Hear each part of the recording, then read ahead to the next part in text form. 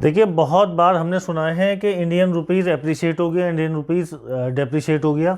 INR means Indian rupees.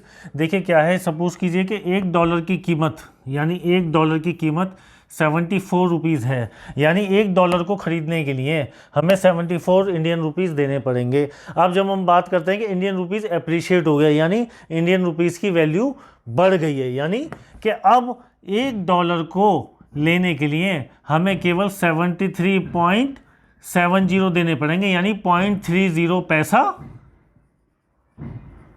Appreciate हो गया। ये एप्रिशिएट हो गया यानी बढ़ गया है, यानी इंडियन रुपीस की वैल्यू बढ़ गई है। अब इसी का उल्टा हम बात करते हैं कि डेप्रिशिएट हो गया है। डेप्रिशिएट का मतलब ये हो गया कि $1 को लेने के लिए अब हमें, सपोज कीजिए 30 पैसे ही मैं बोलता हूँ कि 30 पैसे ही इंडियन रुपीस डेप्रिशिएट हो गया, यानी जो पहले 74 था, इसी को ही मैं पकड़ के चल रहा हूँ, जो 74 था उसमें 30 पैसे और डेप्रिशिएट हो गए, यानी 74.30 इंडियन रुपीस हमें देने पड़ेंगे, तब जाके हमें मिलेगा $1। सिंपल फंडा है एकदम।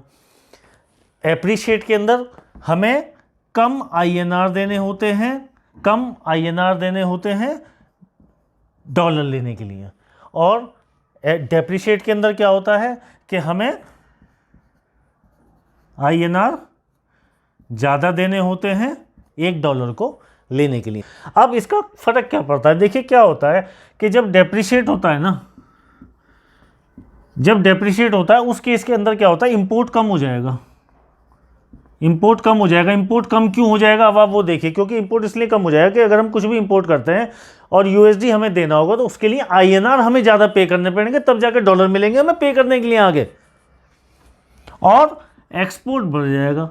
एक्सपोर्ट क्यों बढ़ जाएगा? क्योंकि अल्टीमेटली क्या है कि अगर हमारे पास डॉलर आएगा तो हमारे पास कीमत ज़्यादा होगी उसकी, क्योंकि INR में कीमत ज़्यादा है। क्यों? क्योंकि वो डेप्रिशिएट हो चुका है। अब इसी का केस आप देख लीजिए, अगर एप्रिशिएट होता है, एप्रिशिएट के अंदर क्या होगा, हमारे इंपोर्ट बढ़ जाएंगे। इंपोर्ट क्यों बढ़ जाएंगे?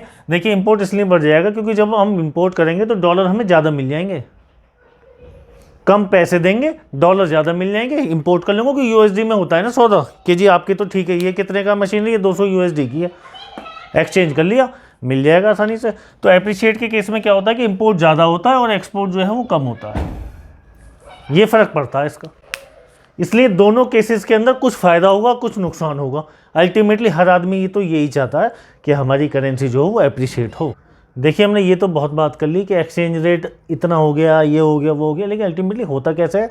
तो सपोज़ कीजिए एक शहर है जिसके अंदर एक बंदा 100 साइकिल बनाता है।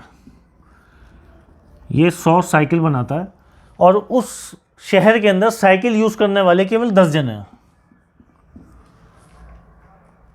कोई दिक्कत नहीं है। और ये बेचता है कितने की? ये बेचता है 1000 रुपये की। अब धीरे धीरे क्या हुआ, वहाँ पे लोग बढ़ने लगे और ज़्यादा यूज़ करने लगे, होते होते ये 50 हो गए, लेकिन ये 100 बनाता महीने की, कोई फ़र्क नहीं पड़ा इसका। लेकिन धीरे धीरे हुआ क्या कि एकदम से वहाँ पे 200 लोग आ गए, उस शहर में रहने वाले 200 लोग आ गए जो साइकिल यूज़ करते हैं। अब सप्लाई तो 100 साइकिल की है, डिमांड 200 साइकिल की है, तो होगा क्या? ये जो 1000 रुपये करता है, इसने बोल दिया भैया मैं तो 1200 रुपये की बेचूंगा। अब डिमांड एंड सप्लाई, यानी जब आप सबको पता ही है, जब डिमांड बढ़ेगी सप्लाई कम होगी, प्राइस इंक्रीज होंगे। सिंपल फंडा है। डिमांड एंड सप्लाई का किस्सा तो सभी जगह है। जैसे मैं आपको बता रहा हूँ, क्या होता है कि सपोज कीजिए बैंक्स ये क्या करते हैं, इंटरेस्ट रेट, जब ये इंटरेस्ट रेट क्या करते हैं, बढ़ा देते हैं, तो क्या होता है, लोग बोरो करना कम कर देते हैं, यानी उधार लेना कम कर देते हैं, जिससे क्या होता है कि मनी की जो सप्लाई है, मनी सप्लाई क्या होती है, घट जाती है। मनी सप्लाई जो है वो घट जाती है। अब मनी की सप्लाई घट गई तो उससे क्या हुआ, डिमांड जो है वो बढ़ गई। तो डिमांड जो है वो बढ़ गई, डिमांड बढ़ गई तो अल्टीमेटली क्या हुआ, फिर उसके प्राइस इंक्रीज हो गए। सीधा फंडा है, या बैंक कह लीजिए या RBI कह लीजिए, अल्टीमेटली तो RBI करता है। इसी का उल्टा क्या होता है कि जब सपोज कीजिए बैंक इंटरेस्ट रेट हाई की जगह डाउन कर देते हैं, तो लोग क्या करते हैं, बोरो करना ज़्यादा कर देते हैं। जब बोरो ज़्यादा करते हैं तो मनी की सप्लाई घटती नहीं है, मनी की सप्लाई बढ़ जाती है। जब मनी की सप्लाई बढ़ गई तो डिमांड कम हो जाती है। क्यों? क्योंकि मनी तो बहुत सारी है, सबके पास मनी है, डिमांड कम हो गई तो अल्टीमेटली क्या हुआ, प्राइस घट गया। सप्लाई ज़्यादा, डिमांड कम, प्राइस घट गए। क्यों? इंटरेस्ट रेट कम हो गया।